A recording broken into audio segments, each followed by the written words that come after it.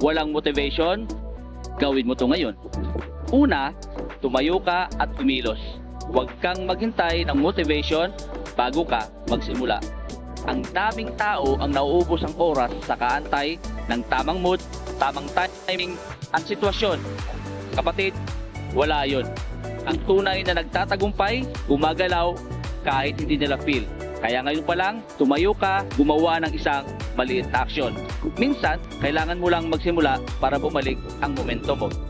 Pangalawa, balikan mo ang dahilan mo bakit ka nagsimula. Para lang sa extra income o para mabago ang buhay mo, matulungan ang pamilya mo at umangat mula sa hirap. Kapag mababaw ang dahilan mo, mabilis kang sumuko. Pero kung malinaw sa'yo ang goal mo, yung tipong hindi ka makatulog sa excitement at hunger para rito, kahit anong hadlang, hindi mo hahayaan pigilan ka.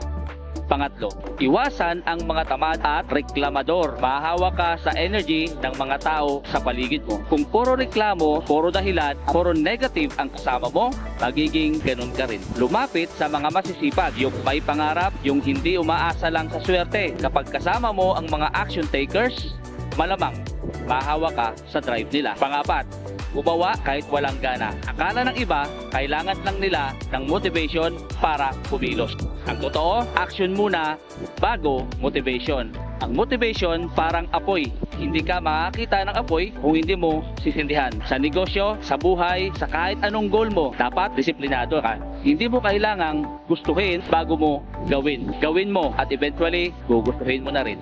Panglima, huwag kang maging sensitibo. Reality check. Walang pakialam ang mundo kung pagod ka, kung wala kang gana, kung bad mood ka. Ang mundo ay gumagalaw mag-isa kahit ayaw mo. At kung hindi ka gagalaw, maiiwan ka. Kaya tantanan mo ang pagiging sensitive at drama. Gawin mo ang kailangan mong gawin. Period. Walang motivation, hindi mo kailangan yan. Ang kailangan mo ay action.